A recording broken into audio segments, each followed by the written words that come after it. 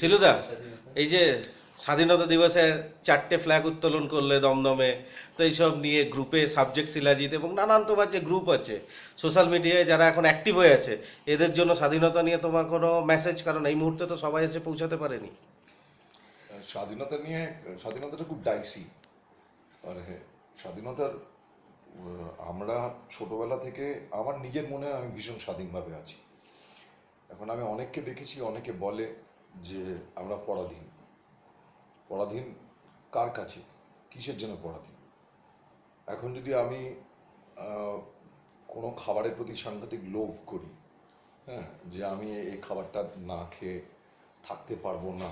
যেমন এই বিরিয়ানিটা চলে এলো আমাদের মধ্যে খাবারের কথা বলতে বলতে, এটাও তো একটা খাবার স্বাধীনতা আছে। হ্যাঁ আছে, এবং এবং আমি বিরিয়ানির প্রতি পরাধীন।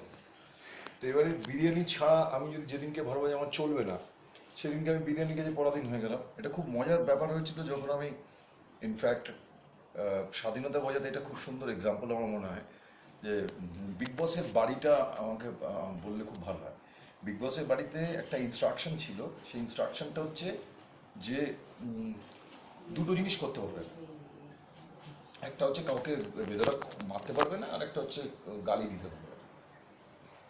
এবার এই দুটো বলা ছিল। এবার এছাড়া তুমি, এই বাড়িটা তোমার, তুমি যা খুশি তাই করতে পারো।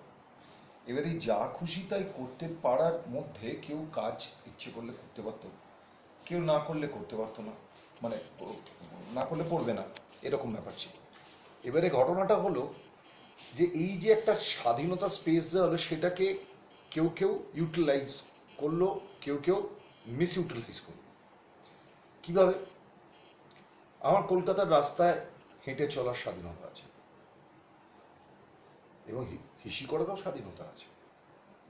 এবার আমি খুব চিৎকার করলে আমাকে হিসি করতে দিচ্ছে না, আমাকে পরাধীন করে দেওয়া কথা।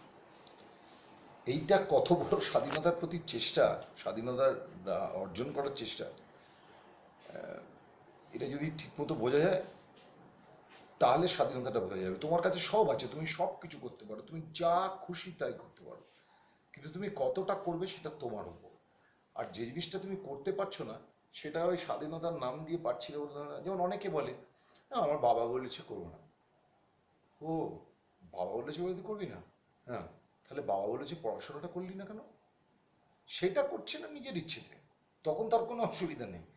না, আমার বাবা বলেছে এই রাত্রিবেলা বেরোবে না, না আমার বাবা বলেছে অমুক জায়গায় যাবে না। আরে বলো না, বাবা তো এমন করছে, মা এমন করছে, আমি না যেতেই পারলাম না, আমি পড়তেই পারলাম না ওটা। আর রাত্রিবেলা যে বন্ধুদের সঙ্গে লুকিয়ে লুকিয়ে মাল খাচ্ছি, মানে সেটা তো তুমি বাবা বারণ করেছে, সেটা করেনি। তো এই আমি যে বললাম, এগুলো ভাট মনে হতে পারে। মানে তুমি বলতে চাইছো স্বাধীনতা যেন স্বাধীনতায় থাকে, স্বেচ্ছাচারিতা না হয়। Exactly, exactly.